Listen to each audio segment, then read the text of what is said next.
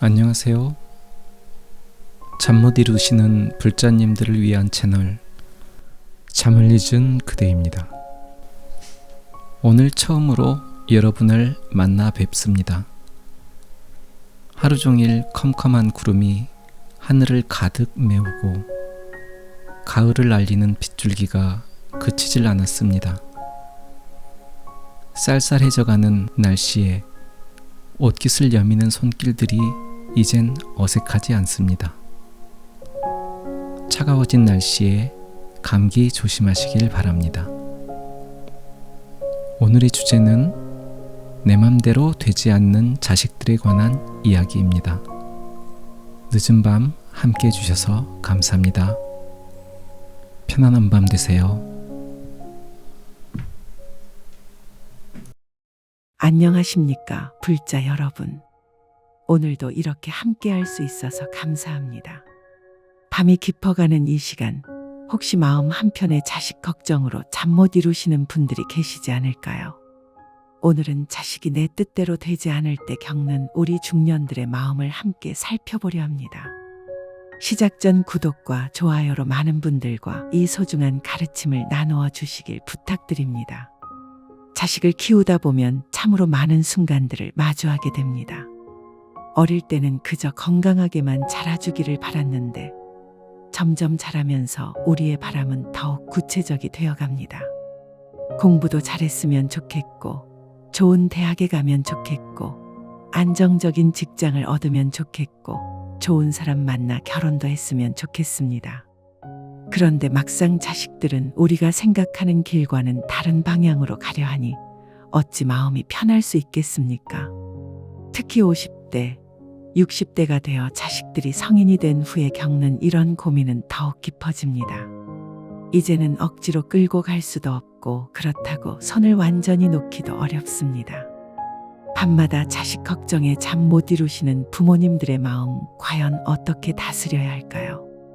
우리는 때로 자식이 우리 뜻대로 되지 않을 때 그것이 자식의 문제라고 생각하기 쉽습니다. 자식이 고집이 세다거나 현실을 모른다거나 부모 마음을 헤아리지 못한다고 여기곤 합니다. 하지만 정작 문제는 다른 곳에 있을지도 모릅니다. 우리의 모든 걱정과 불안은 진정으로 부처님을 제대로 만나지 못했기 때문입니다. 법구경 제16장 애호품에는 이런 말씀이 있습니다. 애착에서 근심이 생기고 애착에서 두려움이 생긴다. 애착을 떠난 자에게는 근심이 없으니 어찌 두려움이 있겠는가. 자식에 대한 사랑과 애착, 이것이 바로 우리 마음을 괴롭히는 근본 원인입니다. 사랑한다는 이름으로 우리는 자식을 소유하려 하고 우리가 원하는 대로 만들려고 합니다. 하지만 부처님께서는 말씀하십니다. 진정한 사랑은 애착이 아니라 자유로움이라고 말입니다. 첫 번째 이야기를 들어보겠습니다. 56세의 김영희 씨는 몇 달째 잠을 설치고 있었습니다. 23 된 아들 준호가 갑자기 대학을 그만두고 요리사가 되겠다고 선언했기 때문입니다. 준호는 명문대 경영학과 3학년에 재학 중이었는데 어느 날 갑자기 어머니에게 말했습니다. 자신은 요리에 관심이 있고 요리사가 되어 자신만의 식당을 차리고 싶다고 했습니다. 영희 씨는 처음에 농담인 줄 알았습니다. 하지만 준호의 표정이 진지하다는 것을 알고 나서는 크게 당황했습니다. 지금까지 아들을 키우면서 얼마나 많은 돈과 정성을 들였는지 대학 졸업 후 대기업에 취직해서 안정된 삶을 살기를 바랐는데 갑자기 요리사가 되겠다니 받아들이기 어려웠습니다. 영희 씨는 아들을 설득하려고 노력했습니다. 요리사는 힘들고 불안정한 직업이라고, 지금 시대의 안정성이 얼마나 중요한지 설명했습니다. 하지만 준호는 자신의 의지를 굽히지 않았습니다. 오히려 어머니가 자신의 꿈을 이해해주지 않는다며 서운해했습니다. 그날부터 영희 씨의 고민이 시작되었습니다. 밤마다 잠자리에 누워서도 온갖 생각이 머릿속을 맴돌았습니다. 요리사가 되면 과연 제대로 된 수입을 올릴 수 있을까? 결혼은 언제 할 수 있을까? 노후 준비는 어떻게 할 것인가 하는 걱정들이 끝없이 이어졌습니다. 영희 씨는 남편과도 이 문제로 자주 다퉜습니다. 남편은 아들의 선택을 존중해 보자고 했지만 영희 씨는 그럴 수가 없었습니다. 자식의 미래가 걸린 문제인데 어떻게 그냥 두고 볼 수 있겠느냐고 반박했습니다. 몇 주가 지나도 상황은 나아지지 않았습니다. 준호는 여전히 자신의 뜻을 굽히지 않았고 영희 씨는 점점 더 초조해졌습니다. 친구들에게도 이 이야기를 털어놨지만 누구도 시원한 답을 주지 못했습니다. 어떤 친구는 아들 말을 들어주라고 했고 어떤 친구는 절대 안 된다고 했습니다. 그러던 어느 날 영희 씨는 평소 다니던 절을 찾았습니다. 부처님 앞에 앉아 기도를 하려 했지만 자꾸만 아들 생각이 나서 집중이 되지 않았습니다. 그때 법당에서 만난 정명숙 보살님께서 영희 씨의 표정을 보고 무슨 걱정이 있느냐고 물어보셨습니다. 영희 씨는 자신의 고민을 털어놓았습니다. 명숙 보살님은 조용히 들어보시고 나서 말씀하셨습니다. 영희 보살님, 저도 비슷한 경험이 있었어요. 제 딸이 교사가 되려던 계획을 포기하고 사회복지사가 되겠다고 했을 때 정말 속상했거든요. 명숙 보살님은 자신의 경험을 들려주셨습니다. 처음에는 딸을 설득하려고 노력했지만 결국 포기하게 되었다고 했습니다. 그리고 나중에 깨달은 것은 자신이 딸을 사랑한다고 하면서도 실제로는 자신의 기대에 맞추려고 했다는 것이었습니다. 우리는 자식을 사랑한다고 하지만 사실은 자식을 통해 우리 자신의 불안을 해소하려고 하는 건 아닐까요?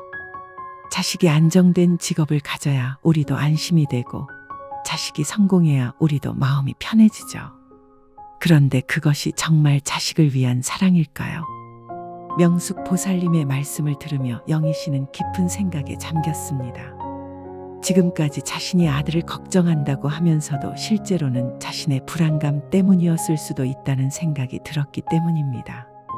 그날 밤 영희 씨는 법구경을 펼쳐 들었습니다.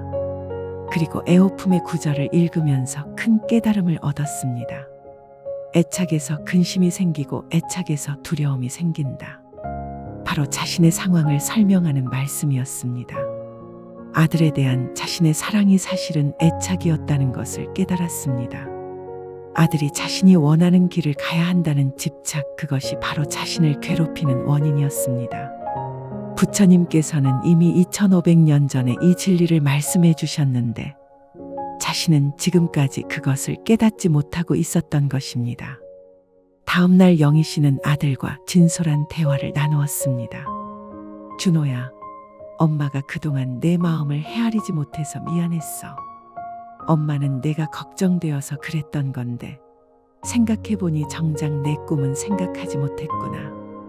준호는 어머니의 변화에 놀랐습니다. 그리고 자신도 어머니의 걱정을 이해한다고 충분히 준비해서 후회 없는 선택을 하겠다고 약속했습니다. 그날부터 영희 씨의 마음은 한결 가벼워졌습니다. 아들의 선택을 믿어보기로 한 것입니다. 몇 달 후 준호는 정말로 대학을 휴학하고 요리 학원에 다니기 시작했습니다. 영희 씨는 처음에는 여전히 불안했지만 아들이 열정적으로 요리를 배우는 모습을 보면서 점차 마음이 바뀌었습니다. 아들이 진정으로 원하는 일을 할 때 얼마나 행복해하는지 보게 된 것입니다. 1년 후 준호는 유명한 레스토랑에서 인턴으로 일하게 되었습니다. 비록 급여는 많지 않았지만 아들은 매일 즐겁게 일했습니다. 영희 씨는 그런 아들을 보며 깨달았습니다. 진정한 성공은 높은 지위나 많은 돈이 아니라 자신이 좋아하는 일을 하면서 행복해하는 것이라는 사실을 말입니다. 두 번째 이야기입니다. 58세의 박철수 거사님은 요즘 들어 큰 고민에 빠져 있었습니다. 31살 된 딸 미숙이 안정적인 공무원 생활을 그만두고 카페 창업을 하겠다고 했기 때문입니다. 미숙은 시청에서 7년째 근무하고 있었는데 갑자기 자신만의 카페를 열고 싶다며 사직서를 제출하겠다고 했습니다. 철수 거사님은 딸의 결정을 이해할 수 없었습니다. 요즘 같은 불경기에 안정적인 공무원 자리를 포기한다는 것이 말이 되느냐고 반대했습니다. 더욱이 카페 창업은 실패율이 높다는 통계도 보여주며 설득하려 했습니다. 하지만 미숙은 자신의 의지가 확고했습니다. 공무원 생활이 안정적이기는 하지만 자신에게는 너무 무미건조하다고 했습니다. 어릴 때부터 꿈꿔왔던 자신만의 공간을 만들고 싶다며 아버지의 이해를 구했습니다. 철수 거사님은 밤마다 잠을 설쳤습니다. 딸이 실패하면 어떻게 될지, 나이 들어서 후회하지는 않을지 온갖 걱정이 머릿속을 떠나지 않았습니다. 아내와도 이 문제로 자주 의견이 갈렸습니다. 아내는 딸의 선택을 지지해보자고 했지만 철수 거사님은 그럴 수가 없었습니다. 그러던 어느 주말 철수 거사님은 평소 다니던 절의 법회에 참석했습니다. 스님께서 법구경의 말씀을 설명해 주시는 것을 들으며 갑자기 자신의 상황이 떠올랐습니다. 애착에서 근심이 생긴다. 는 말씀이 바로 자신에게 하시는 말씀 같았습니다. 법회가 끝난 후 철수 거사님은 스님께 개인적으로 상담을 요청했습니다. 딸의 진로 문제로 고민이 크다고 말씀드리자 스님께서는 조용히 들어보시고 나서 말씀하셨습니다. 거사님, 자식에 대한 걱정은 부모의 당연한 마음입니다. 하지만 그 걱정이 자식의 자유를 구속하는 것이 되어서는 안 되겠죠. 부처님께서 말씀하신 자비는 상대방의 행복을 진심으로 바라는 마음입니다. 딸이 진정으로 원하는 것이 무엇인지 들어보시는 것이 어떨까요? 스님의 말씀을 듣고 철수 거사님은 자신이 딸의 마음보다는 자신의 불안감에만 집중하고 있었다는 것을 깨달았습니다. 딸이 정말 원하는 것이 무엇인지, 왜 그런 선택을 하려고 하는지 제대로 들어본 적이 없었습니다. 집에 돌아온 철수 거사님은 딸과 진지한 대화를 나누었습니다. 이번에는 반대부터 하지 않고 딸의 이야기를 끝까지 들어보았습니다. 미숙은 자신이 왜 카페를 열고 싶은지, 어떤 준비를 해왔는지 자세히 설명했습니다. 미숙은 이미 몇 년 전부터 카페 창업을 준비해왔다고 했습니다. 바리스타 자격증도 땄고 경영학 공부도 따로 했으며 창업 자금도 어느 정도 모아두었다고 했습니다. 무작정 시작하는 것이 아니라 충분한 준비를 한 후의 결정이었던 것입니다. 철수 거사님은 딸의 이야기를 들으며 놀랐습니다. 자신이 생각했던 것보다 딸이 훨씬 신중하고 체계적으로 준비해왔다는 것을 알게 되었기 때문입니다. 그리고 딸이 카페 운영에 대해 이야기할 때의 열정적인 모습을 보며 이것이 단순한 충동이 아니라는 것을 느꼈습니다. 그날 밤 철수 거사님은 부처님 앞에서 기도했습니다.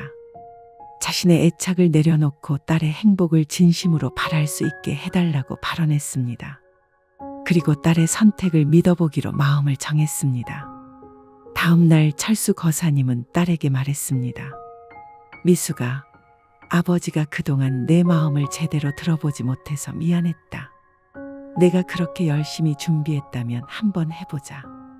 대신 힘들 때는 언제든지 아버지에게 도움을 요청해라. 미숙은 아버지의 말에 눈물을 글썽이며 고맙다고 했습니다. 그리고 실망시키지 않겠다고 약속했습니다. 몇 달 후 미숙은 정말로 사직서를 제출하고 작은 카페를 열었습니다. 처음에는 손님이 많지 않아서 걱정스러웠지만 미숙의 정성스러운 서비스와 맛있는 커피 덕분에 점차 단골 손님들이 늘어났습니다. 철수 거사님도 가끔 딸의 카페를 찾아가서 커피를 마시며 딸이 일하는 모습을 지켜보았습니다. 딸이 손님들과 밝게 대화하며 즐겁게 일하는 모습을 보면서 철수 거사님은 자신의 판단이 틀렸다는 것을 깨달았습니다. 안정성만이 행복의 기준은 아니었습니다. 자신이 좋아하는 일을 하면서 성취감을 느끼는 것도 중요한 가치였습니다. 1년 후 미숙의 카페는 동네에서 유명한 곳이 되었습니다. 수입도 공무원 시절과 비슷하거나 오히려 더 좋아졌습니다. 철수 거사님은 딸을 보며 뿌듯해했습니다. 자신의 애착을 내려놓고 딸의 선택을 믿어준 것이 얼마나 옳은 결정이었는지 실감했습니다. 세 번째 이야기입니다. 55세의 이정의 보살님은 몇 달째 충격에서 헤어나지 못하고 있었습니다.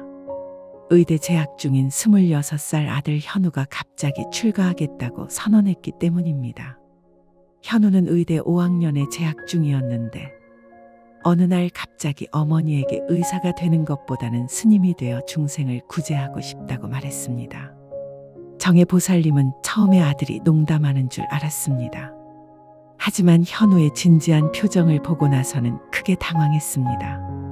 지금까지 의사가 되기 위해 얼마나 많은 시간과 돈을 투자했는지, 이제 곧 졸업인데 갑자기 출가한다는 것이 말이 되느냐고 따졌습니다. 현우는 어머니께 자신의 마음을 설명했습니다. 의학 공부를 하면서 사람의 생명을 다루는 일에 무게를 느꼈고, 동시에 육체적 치료보다는 정신적, 영적 치료에 더 관심이 생겼다고 했습니다. 병원에서 실습을 하면서 환자들의 고통을 보며 근본적인 해결책은 의학이 아니라 부처님의 가르침에 있다고 생각하게 되었다고 설명했습니다. 정의 보살님은 아들의 말을 받아들일 수 없었습니다. 출가는 너무 극단적인 선택이라고, 의사가 되어서도 얼마든지 사람들을 도울 수 있다고 설득했습니다. 하지만 현우는 자신의 의지를 굽히지 않았습니다. 그날부터 정의 보살님의 고민이 시작되었습니다. 평소 독실한 불교 신자였던 그녀였지만 막상 자신의 아들이 출가하겠다고 하니 마음이 복잡했습니다. 출가가 나쁜 것은 아니지만 의사라는 안정적이고 존경받는 직업을 포기하고 굳이 출가할 필요가 있을까 하는 생각이 들었습니다.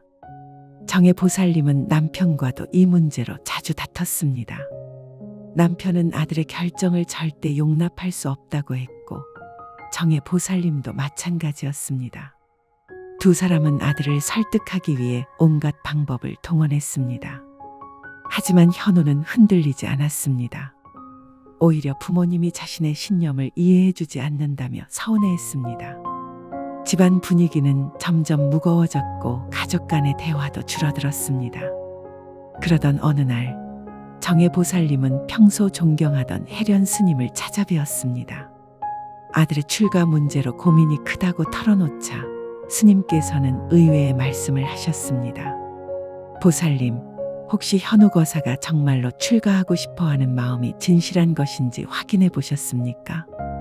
출가는 단순한 충동으로 할 수 있는 일이 아닙니다. 진정한 발심이 있어야 가능한 일이죠. 스님의 말씀을 듣고 정의 보살님은 깨달았습니다. 지금까지 자신은 아들의 출가 자체만 반대했지, 정작 아들의 마음이 어떤지는 제대로 들어보지 않았다는 것을 말입니다. 집에 돌아온 정의 보살님은 아들과 진지한 대화를 나누었습니다. 이번에는 반대부터 하지 않고 아들이 왜 출가하고 싶은지, 언제부터 그런 마음을 가졌는지 차근차근 들어보았습니다. 현우는 어머니의 변화에 놀라면서도 기뻐했습니다.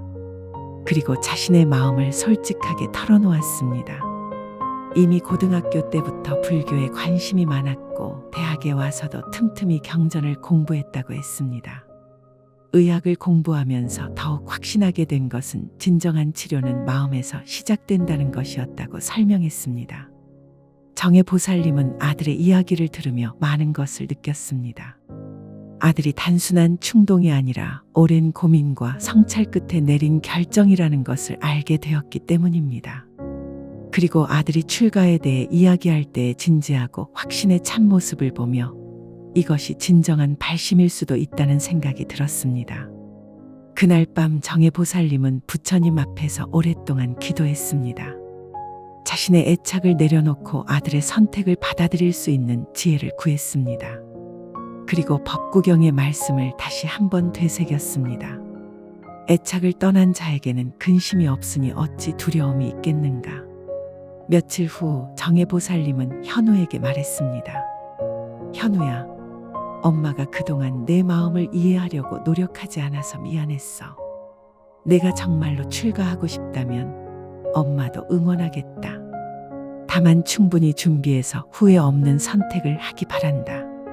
현우는 어머니의 말에 눈물을 흘리며 고맙다고 했습니다. 그리고 성급하게 결정하지 않고 충분히 준비한 후에 출가하겠다고 약속했습니다. 1년 후 현우는 정말로 의대를 졸업한 후 출가했습니다. 정의 보살님은 아들의 삭발식에 참석하면서 복잡한 마음이 들었지만 동시에 아들이 자신의 길을 찾아간 것에 대해 뿌듯함도 느꼈습니다.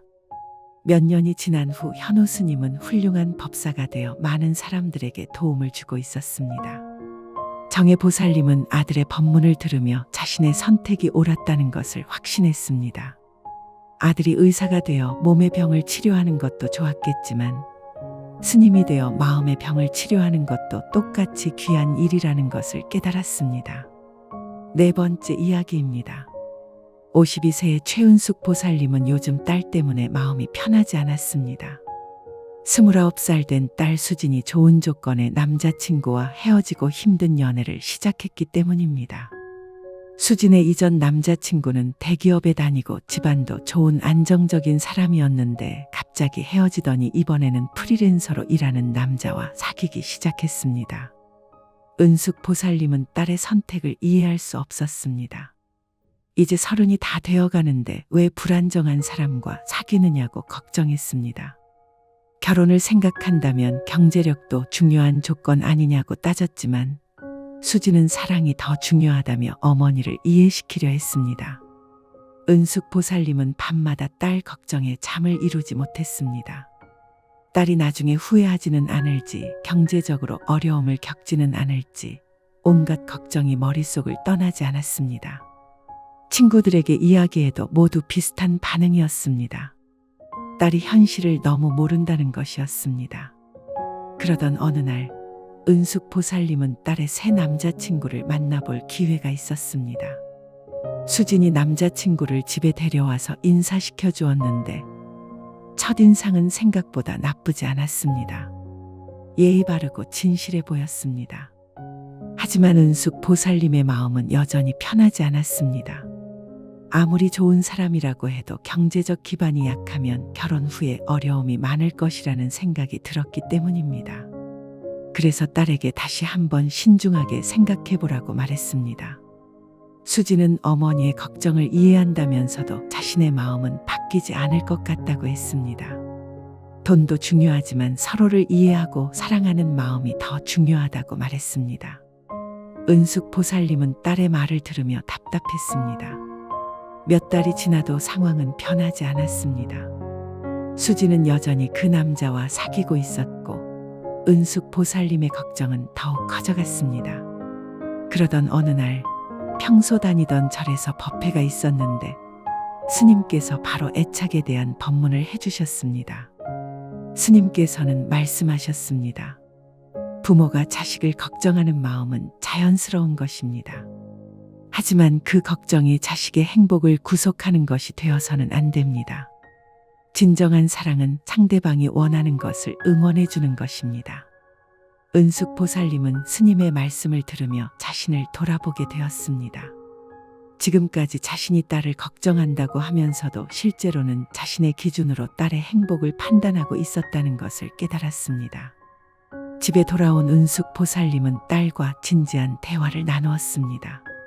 이번에는 반대부터 하지 않고 딸이 그 남자의 어떤 점을 좋아하는지, 왜 그런 선택을 했는지 들어보았습니다. 수지는 어머니의 변화에 놀라면서도 기뻐했습니다. 그리고 자신의 마음을 솔직하게 털어놓았습니다. 이전 남자친구는 조건은 좋았지만 자신을 이해해주지 못했다고 했습니다. 반면 지금 남자친구는 비록 경제적으로는 불안정하지만 자신을 있는 그대로 받아들여주고 진심으로 사랑해준다고 설명했습니다. 은숙 보살님은 딸의 이야기를 들으며 많은 것을 느꼈습니다. 결혼은 조건만으로 하는 것이 아니라 마음과 마음이 만나는 것이라는 당연한 사실을 새삼 깨닫게 되었습니다. 그리고 딸이 진심으로 행복해야 한다면 그것만으로도 충분하다는 생각이 들었습니다. 몇 년 후 수지는 그 남자와 결혼했습니다. 경제적으로는 여유롭지 않았지만 두 사람은 서로를 아끼며 행복하게 살았습니다. 은숙 보살님은 딸 부부를 보며 자신의 판단이 틀렸다는 것을 인정했습니다.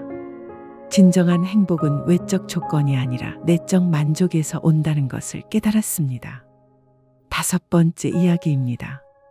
57세의 김태호 거사님은 몇 년째 아들 문제로 고민하고 있었습니다. 28살 아들 민수가 해외 유학을 보냈는데 현지에서 정착하겠다며 한국에 돌아오지 않겠다고 했기 때문입니다.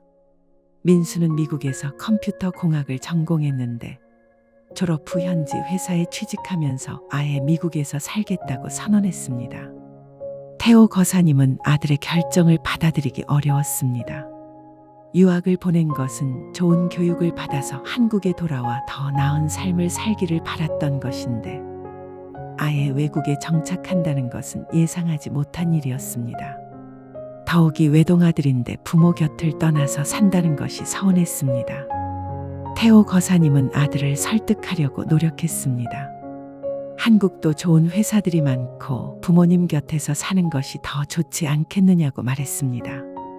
하지만 민수는 미국에서의 생활이 만족스럽고 더 넓은 세계에서 경험을 쌓고 싶다며 자신의 뜻을 굽히지 않았습니다. 그날부터 태호 거사님의 고민이 시작되었습니다. 아들이 멀리 떨어져 있으니 무슨 일이 생겨도 도움을 줄 수 없고 나중에 나이 들어서도 자주 만나기 어려울 것 같아 걱정이 컸습니다. 아내도 아들이 그리워서 자주 울곤 했습니다. 태호 거사님은 친구들에게도 이 고민을 털어놓았습니다. 어떤 친구는 요즘 젊은이들은 다 그렇다며 위로해 주었지만 다른 친구는 자식을 너무 멀리 보낸 것을 후회하고 있다고 말했습니다. 태호 거사님의 마음은 더욱 복잡해졌습니다.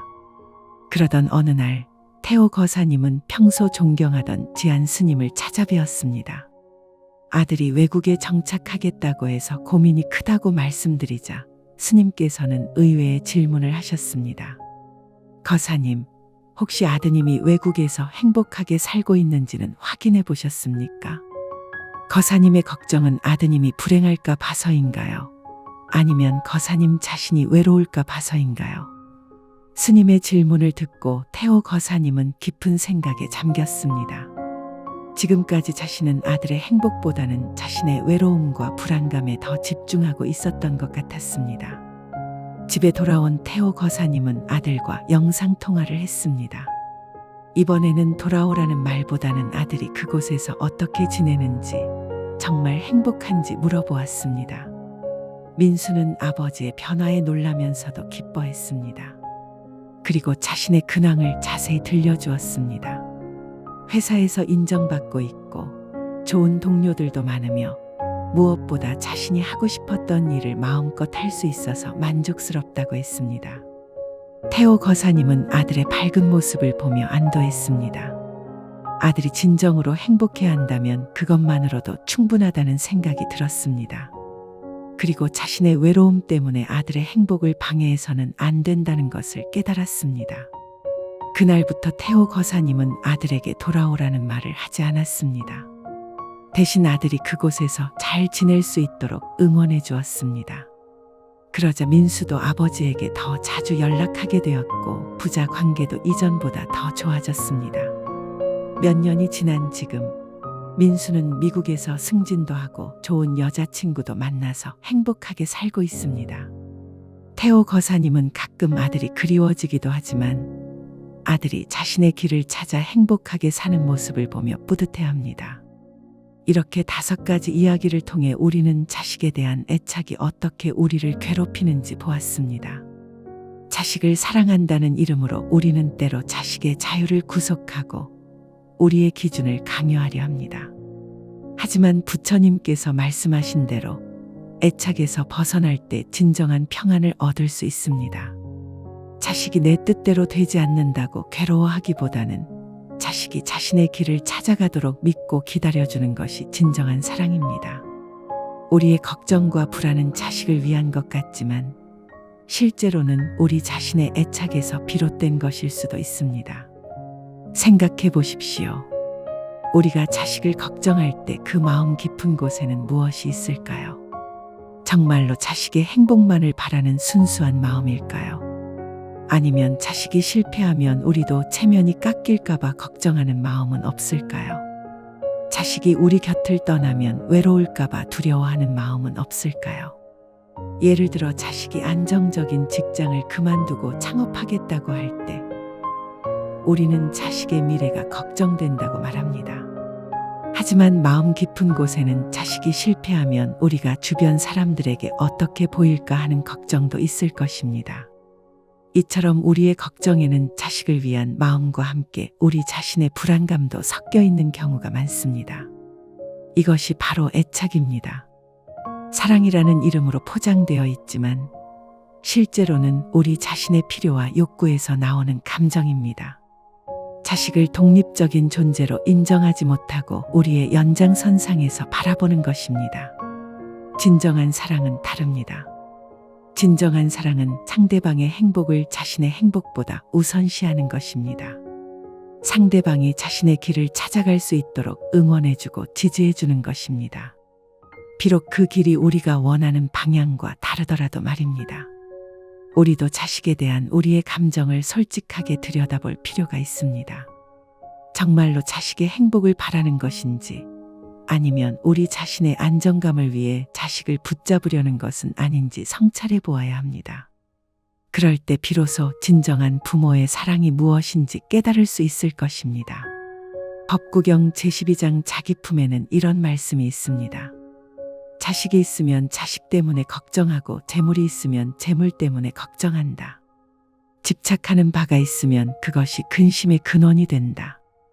2500년 전 부처님께서 하신 이 말씀은 오늘날에도 그대로 적용됩니다.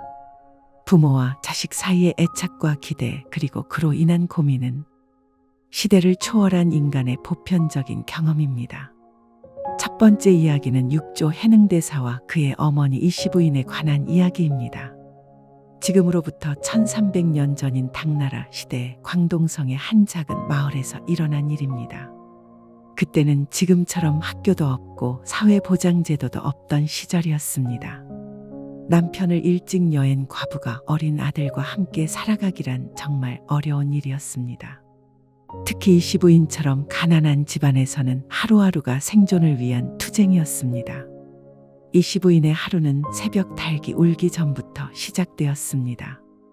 아직 어린 해능이 잠들어 있는 사이에 일어나서 집 뒤편 산으로 나무를 하러 가야 했습니다. 당시에는 나무가 중요한 연료였기 때문에 시장에서 제법 값을 받을 수 있었습니다. 하지만 여자 혼자서 무거운 나무 짐을 지고 산길을 오르내리는 것은 매우 힘든 일이었습니다. 해가 뜨면 이 시부인은 해능을 깨워서 함께 아침을 먹었습니다. 물론 넉넉한 식사는 아니었습니다. 조 몇 숟가락에 나물 몇 가지가 전부였습니다. 그래도 이 시부인은 자신은 조금 먹더라도 아들만큼은 배불리 먹이려고 노력했습니다. 해능이 12살 정도 되었을 때부터는 어머니를 도와 나무를 하기 시작했습니다. 이 시부인은 아들이 일찍부터 고생하는 것이 안쓰러웠지만 현실적으로 어쩔 수 없는 일이었습니다. 그래도 마음 한편으로는 아들이 부지런히 일하는 모습을 보며 대견해했습니다. 해능아, 내가 열심히 일해서 돈을 모으면 나중에 장사라도 할 수 있을 거야. 그러면 이렇게 힘들게 나무만 하지 않아도 되겠지. 이 시부인은 아들에게 자주 이런 말을 했습니다. 나무를 해서 파는 것보다는 조금 더 나은 일을 했으면 하는 어머니의 마음이었습니다. 하지만 해능은 어머니가 생각하는 것과는 다른 모습을 보이기 시작했습니다. 시장에 나무를 팔러 갔을 때 다른 아이들은 빨리 일을 끝내고 놀고 싶어 했지만 해능은 시장 한 구석에서 책을 읽어주는 사람들 주위에 모여들곤 했습니다. 당시에는 글을 아는 사람이 많지 않았기 때문에 시장에서 책을 읽어주는 사람들이 있었습니다. 주로 불경이나 유교 경전을 읽어주었는데 사람들은 그 주위에 둘러앉아서 이야기를 들었습니다. 해능도 그런 자리에 끼어서 열심히 들었습니다. 어느 날 해능은 금강경을 읽어주는 소리를 들었습니다. 모든 유의법은 꿈이나 그림자, 물거품이나 이슬과 같으니 마땅히 이와 같이 관해야 하느니라. 이 구절을 듣는 순간 해능은 번개라도 맞은 것처럼 깨달음을 얻었습니다. 집에 돌아온 해능은 어머니에게 말했습니다. 어머니, 저는 공부를 하고 싶어요. 그런데 보통 공부가 아니라 부처님의 가르침을 배우고 싶어요. 이 시부인은 아들의 말을 듣고 당황했습니다. 불교 공부를 한다는 것은 곧 출가를 의미하는 경우가 많았기 때문입니다. 해능아, 무슨 소리야? 우리는 먹고 살기도 힘든데 무슨 공부를 해? 그리고 내가 출가라도 하면 나는 어떻게 살라고? 이 시부인의 반응은 당연한 것이었습니다. 아들이 유일한 생계 수단이자 정신적 버팀목이었는데 그 아들이 출가하겠다고 하니 받아들이기 어려웠습니다. 하지만 해능의 의지는 확고했습니다. 어머니, 진정한 효도는 어머니의 몸만 편안하게 해드리는 것이 아닙니다. 어머니의 마음을 진정으로 평안하게 해드리는 것이 진짜 효도입니다.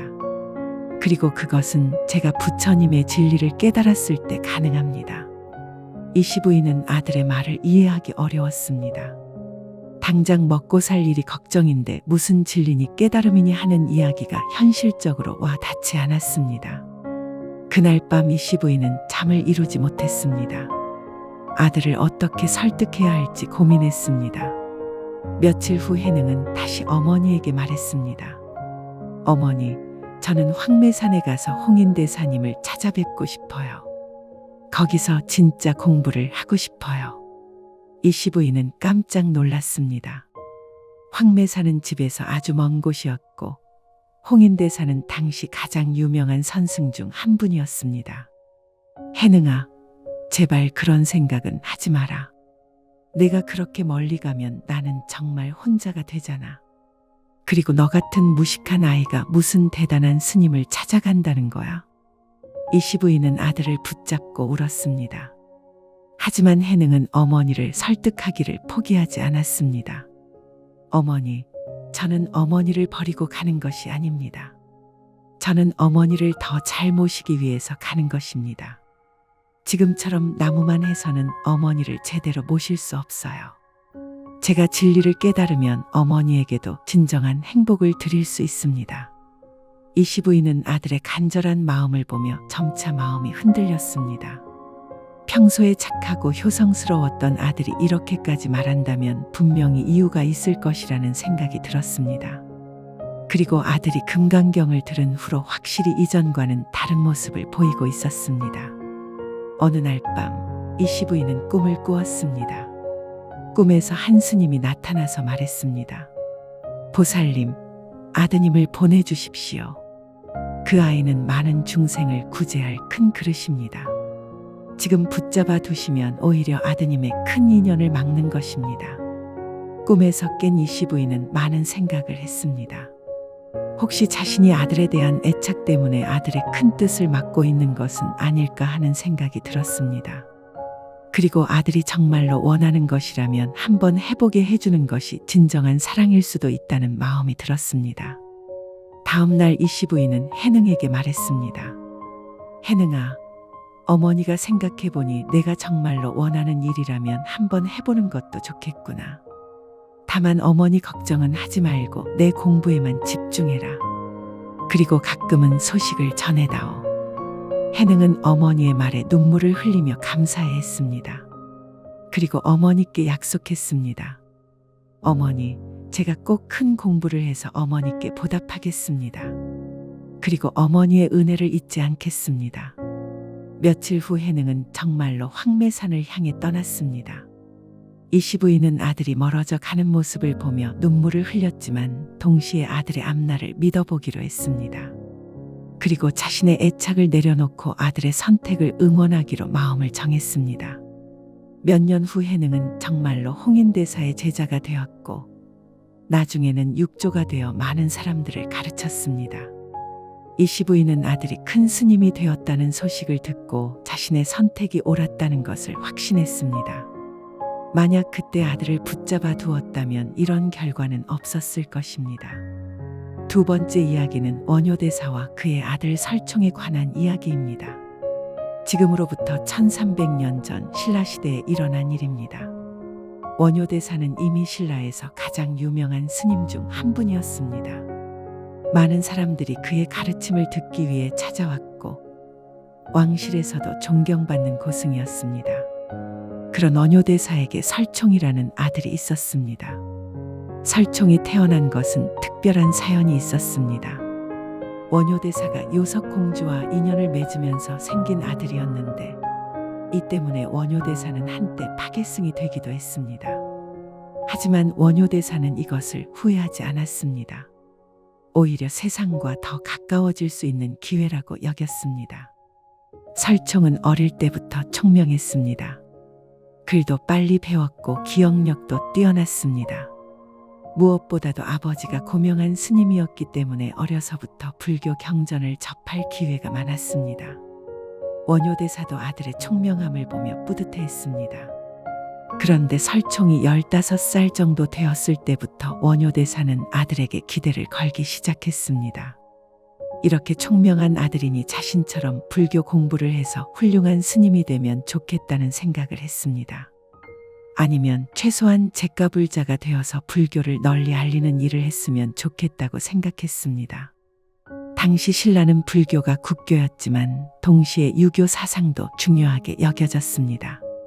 특히 귀족 가문의 자제들은 유교 경전도 공부해야 했고 관직에 나가는 것도 중요한 출세 코스 중 하나였습니다. 설총은 이런 분위기 속에서 자랐습니다. 원효대사는 아들에게 자주 말했습니다. 설총아, 내가 이렇게 총명하니 부처님의 가르침을 공부해보는 것이 어떨까?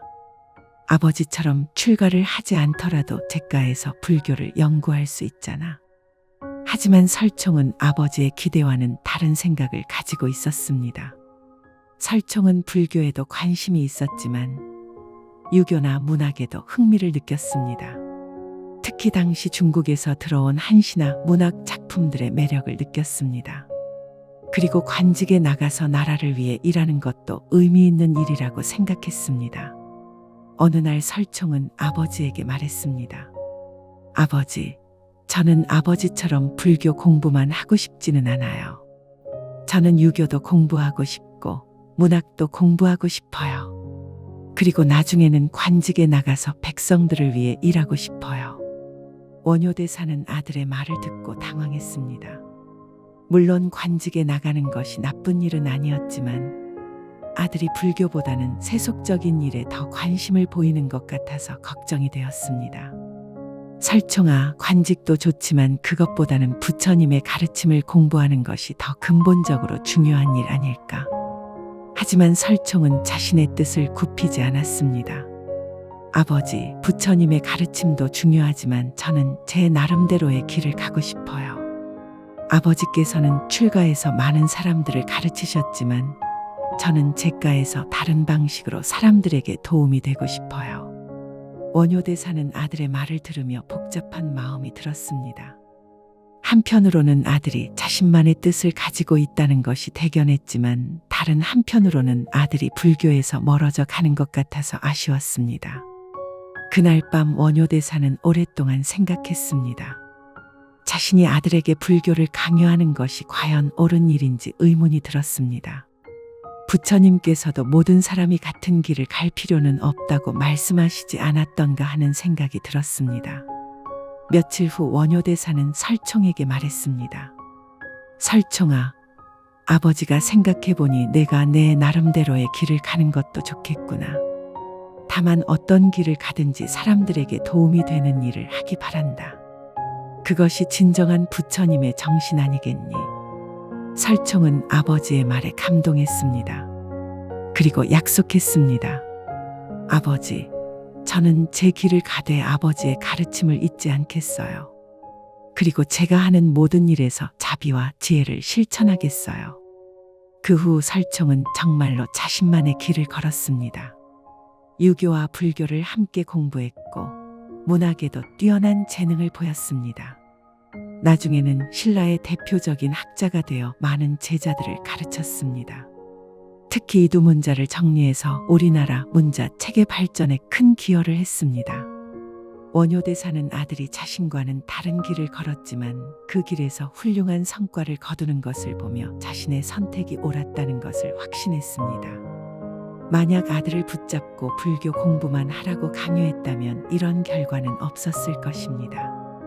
세 번째 이야기는 조선시대 서산대사와 그의 제자 사명대사에 관한 이야기입니다. 비록 혈연 관계는 아니었지만 스승과 제자 사이의 애착과 기대를 보여주는 의미 있는 사례입니다. 서산대사는 조선 중기의 고승으로 임진왜란 때 승병을 일으켜 나라를 구한 분입니다. 그에게는 사명대사라는 뛰어난 제자가 있었습니다. 사명대사는 어려서부터 총명했고 무예에도 뛰어났으며 불교 공부에도 남다른 재능을 보였습니다. 서산대사는 사명대사를 친아들처럼 아꼈습니다. 그리고 이 뛰어난 제자가 자신의 뒤를 이어 조계종을 이끌어갈 훌륭한 선사가 되기를 바랐습니다. 평소에도 사명대사에게 더 많은 관심을 기울였고 특별히 가르쳤습니다. 그런데 임진왜란이 일어났습니다. 왜군이 조선을 침입하자 나라는 위기에 빠졌습니다. 서산대사는 국가의 위급함을 보고 승병을 일으키기로 결정했습니다. 하지만 이때 서산대사는 이미 70이 넘은 고령이었습니다. 서산대사는 사명대사에게 말했습니다. 사명아, 나라가 이렇게 어려운데 우리가 산속에만 앉아 있을 수는 없다. 하지만 너는 젊은이 절에 남아서 불법을 지키거라. 나와 다른 제자들이 나가서 싸우겠다. 하지만 사명대사는 스승의 말에 따르지 않았습니다. 스승님, 저도 함께 가겠습니다. 나라가 위급한데 저 혼자 안전한 곳에 있을 수는 없습니다. 그리고 스승님께서 위험에 처하신다면 제자로서 곁에 있어야 합니다. 서산대사는 제자의 말을 듣고 복잡한 마음이 들었습니다. 한편으로는 제자의 충성심과 의로움이 기특했지만 다른 한편으로는 전쟁터에 나가면 목숨을 잃을 수도 있다는 걱정이 컸습니다. 특히 사명대사는 자신이 가장 아끼는 제자였기 때문에 더욱 걱정스러웠습니다. 사명아, 전쟁은 너무 위험하다. 너는 나중에 우리 종단을 이끌어가야 할 사람인데 여기서 무리를 할 필요는 없지 않겠니? 절에 남아서 후방을 지키는 것도 중요한 일이다. 하지만 사명대사는 굽히지 않았습니다. 스승님, 제가 만약 지금 안전만을 생각해서 뒤에 숨어 있다면 나중에 어떻게 사람들을 가르칠 수 있겠습니까? 진정한 보살의 정신은 중생의 고통을 외면하지 않는 것 아닙니까? 서산대사는 제자의 말에 깊은 감동을 받았습니다. 동시에 자신이 제자에 대한 애착 때문에 제자의 큰 뜻을 막으려 했다는 것을 깨달았습니다. 제자가 진정으로 원하는 것은 안전이 아니라 중생을 위해 자신을 희생하는 것이었습니다. 사명아, 스승이 잘못 생각했구나. 내가 정말로 원한다면 함께 가자. 다만 조심해서 다치지는 말거라. 결국 서산대사는 사명대사와 함께 승병활동에 나섰습니다. 전쟁 중에 서산대사는 사명대사의 뛰어난 능력을 확인할 수 있었습니다. 사명대사는 무예도 뛰어났지만 무엇보다도 상황 판단력과 리더십이 탁월했습니다. 많은 승병들이 사명대사를 따랐고 사명대사의 지휘하에 여러 전투에서 승리를 거두었습니다. 서산대사는 제자의 모습을 보며 자신의 생각이 틀렸다는 것을 깨달았습니다. 사명대사는 단순히 절에 앉아서 경전만 읽는 스님이 아니라 실제 현실에서 중생을 구제하는 보살이었습니다. 만약 자신이 애착 때문에 제자를 붙잡아 두었다면 이런 활약은 볼 수 없었을 것입니다. 임진왜란이 끝난 후 사명대사는 일본의 사신으로 가서 조선인 포로들을 데려오는 중요한 임무를 맡았습니다. 이때도 서산대사는 처음에는 제자가 멀리 일본까지 가는 것을 걱정했습니다. 하지만 이번에는 달랐습니다. 제자의 능력을 믿고 기꺼이 보내주었습니다. 사명대사는 일본에서도 훌륭한 성과를 거두었습니다. 수많은 조선인 포로들을 구해왔고 외교적으로도 큰 성과를 올렸습니다. 서산대사는 제자의 활약을 들으며 자신의 선택이 옳았다는 것을 확신했습니다. 네 번째 이야기는 고려시대 진울국사와 그의 스승들에 관한 이야기입니다. 진울국사는 어려서부터 여러 스승을 만나며 공부했는데 그 과정에서 스승들이 보인 지혜로운 태도를 살펴보겠습니다. 진울은 어린 시절 황해도의 한 절에서 공부를 시작했습니다. 첫 번째 스승은 그가 경전 암송에 뛰어나다는 것을 발견하고 크게 기뻐했습니다. 진울아, 내가 이렇게 총명하니 우리 절의 후계자가 될 수 있겠구나. 열심히 공부해서 훌륭한 강사가 되거라. 하지만 진울은 단순히 경전을 암송하고 해석하는 것보다는 직접적인 깨달음에 더 관심이 있었습니다. 어느 날 진울은 스승에게 말했습니다. 스승님, 저는 경전 공부도 좋지만 선수행을 더 해보고 싶습니다. 다른 곳에 가서 선 공부를 해보면 안 될까요? 첫 번째 스승은 처음에는 제자의 말을 받아들이기 어려워했습니다. 경전 공부도 중요한 일인데 왜 굳이 어려운 선수행을 하려고 하는지 이해하지 못했습니다. 하지만 진울의 간절한 마음을 보고 결국 보내주기로 했습니다. 진울은 여러 선원을 돌아다니며 공부했습니다. 각각의 스승들은 서로 다른 수행법을 가르쳤고 진울은 그 모든 것을 배우려고 노력했습니다. 하지만 어떤 스승들은 진울이 자신의 방법에만 집중하기를 원했습니다. 한 스승은 진울에게 말했습니다. 진울아, 수행법이 너무 많으면 오히려 혼란스러울 수 있다. 우리 절의 간화선법만 제대로 익혀도 충분하니 다른 곳에 가지 말고 여기서만 공부하거라. 하지만 진울은 다양한 수행법을 경험해보고 싶었습니다. 스승님, 저는 여러 가지 방법을 배워서 나중에 더 많은 사람들을 도울 수 있는 방법을 찾고 싶습니다. 한 가지 방법만으로는 모든 사람에게 맞을 수 없을 것 같아요. 그 스승은 처음에는 제자의 말을 이해하지 못했습니다. 하나의 수행법도 제대로 익히기 어려운데 여러 가지를 배우려고 하는 것이 탐욕스럽게 보였기 때문입니다. 하지만 진울의 진실한 마음을 확인하고 나서는 생각을 바꾸었습니다. 진울아, 내가 정말로 많은 사람들을 돕기 위해서라면 여러 방법을 배우는 것도 좋겠구나. 다만 겉으로만 배우지 말고 각각의 방법을 깊이 있게 체험하도록 해라. 진울은 여러 스승들을 만나며 다양한 수행법을 배웠습니다. 간화선, 연불선, 교학 등을 모두 공부했습니다. 그리고 나중에는 이 모든 것을 종합해서 자신만의 수행 체계를 만들어냈습니다. 특히 진울이 만난 마지막 스승은 매우 지혜로운 분이었습니다. 그분은 진울에게 말했습니다. 진울아, 이제 내가 배울 것은 다 배웠다. 이제는 내 자신의 길을 찾아가거라. 스승의 그림자에서 벗어나서 독립적으로 가르치고 이끌어가거라. 진울은 스승의 말에 감동했습니다. 그리고 정말로 독립해서 수선사를 열고 많은 제자들을 가르쳤습니다. 나중에는 왕으로부터 국사라는 칭호를 받을 정도로 훌륭한 스승이 되었습니다. 진울의 스승들이 보여준 지혜는 제자에 대한 애착을 내려놓고 제자가 자신만의 길을 찾아가도록 도와준 것입니다. 만약 어떤 스승이라도 진울을 자신의 곁에만 붙잡아 두었다면 진울국사의 위대한 업적은 없었을 것입니다. 다섯 번째 이야기는 신라 말기 도선국사와 그의 어머니에 관한 이야기입니다. 도선국사는 우리나라 풍수지리설의 대가로 유명하지만 그가 어떻게 그런 길을 걷게 되었는지에 대한 이야기는 잘 알려져 있지 않습니다. 도선은 전라남도 영암의 가난한 농가에서 태어났습니다. 아버지는 일찍 돌아가시고 어머니 혼자서 아들을 키웠습니다. 당시 농민들의 생활은 매우 어려웠습니다. 특히 신라 말기는 정치적으로도 불안했고 경제적으로도 어려운 시기였습니다. 도선의 어머니는 아들이 농사를 지어서 평범하게 살기를 바랐습니다. 당시에는 농민 출신이 출세할 수 있는 길이 많지 않았기 때문에 무리한 꿈을 꾸지 말고 현실적으로 살기를 원했습니다. 도선아, 우리는 대대로 농민이었다. 내가 열심히 농사를 지으면 그것만으로도 충분하다. 하지만 도선은 어릴 때부터 남다른 면이 있었습니다. 산천의 형세를 보면 어디가 좋은 곳이고 어디가 나쁜 곳인지 직감적으로 알 수 있었습니다. 또한 불교에도 관심이 많아서 가끔 근처 절에 가서 스님들의 이야기를 듣곤 했습니다. 어느 날 도선은 어머니에게 말했습니다. 어머니, 저는 농사보다는 다른 공부를 하고 싶어요.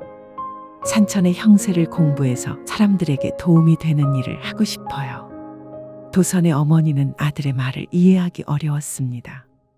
산천의 형세를 공부한다는 것이 무슨 의미인지도 몰랐고 그것으로 어떻게 생계를 유지할 수 있는지도 의문이었습니다. 도선아, 그런 건 양반들이나 하는 일이다. 우리 같은 농민이 무슨 산천 공부를 한다는 거냐? 농사나 열심히 지어라. 하지만 도선의 관심은 점점 더 커져갔습니다. 농사일을 하면서도 틈틈이 산과 들을 다니며 지형을 관찰했습니다. 그러던 어느 날 도선은 해철국사라는 고승을 만나게 되었습니다.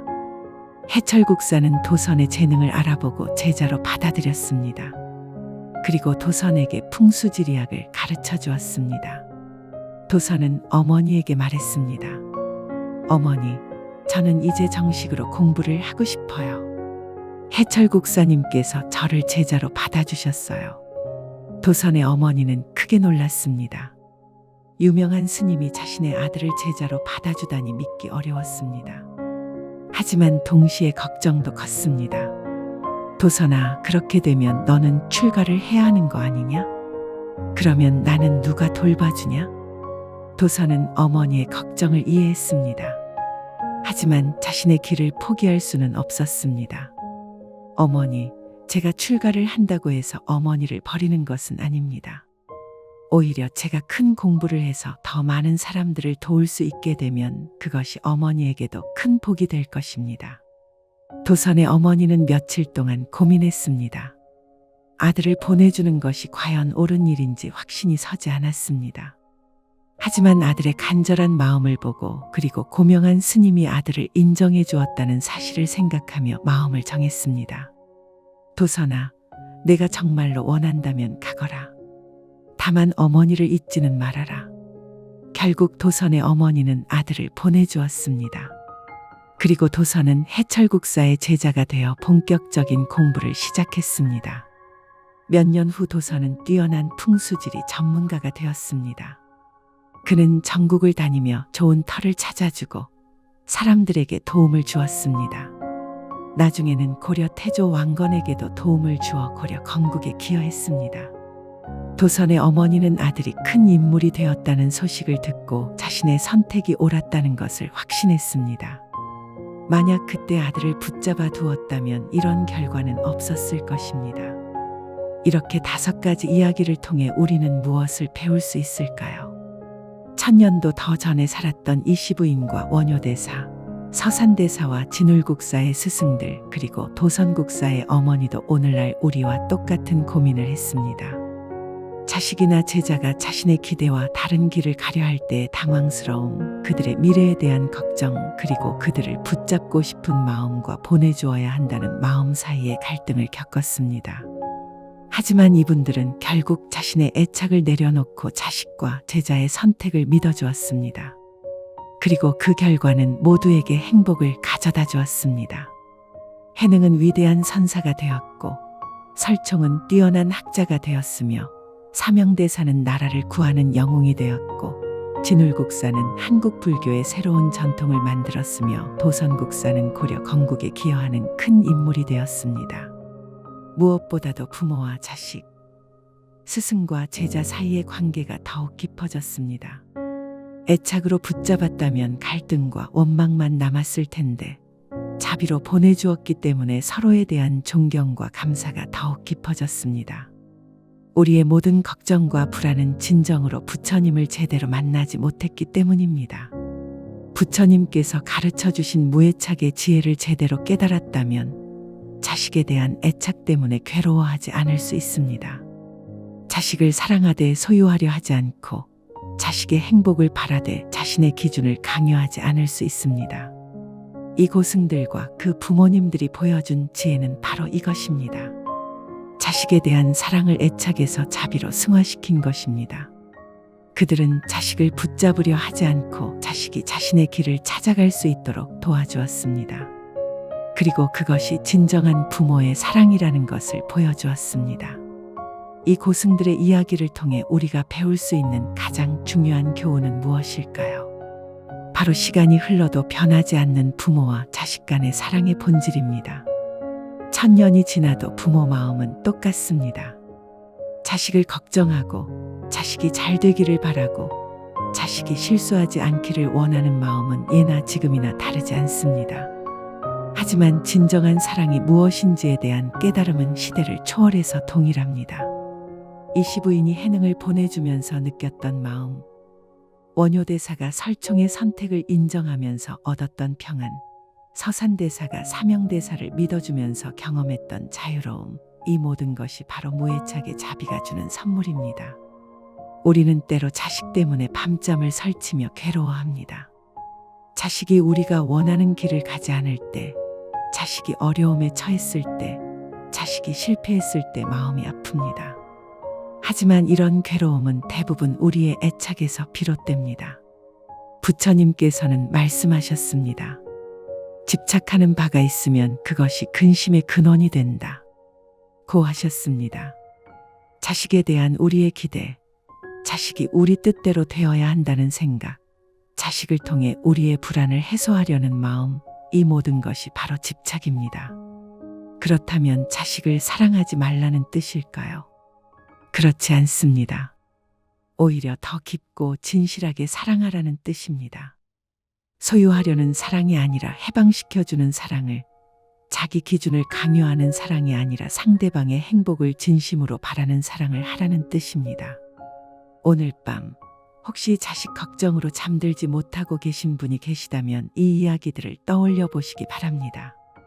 1000년 전에도 똑같은 고민을 했던 부모들이 있었고 그분들이 어떻게 지혜롭게 그 고민을 풀어나갔는지 기억해 보시기 바랍니다. 자식이 내 뜻대로 되지 않는다고 해서 그것이 잘못된 것은 아닙니다. 오히려 자식이 자신만의 길을 찾아가려는 것일 수도 있습니다. 그 길이 우리 눈에는 험해 보일 수도 있고 불안해 보일 수도 있지만 그것이 자식에게는 가장 의미 있는 길일 수도 있습니다. 부처님의 지혜에 의지하여 우리의 애착을 조금씩 내려놓아 보시기 바랍니다. 그리고 자식을 진정으로 신뢰하고 응원해 주시기 바랍니다. 그럴 때 우리도 평안해지고 자식도 자유로워지며 부모와 자식 사이의 관계도 더욱 아름다워질 것입니다.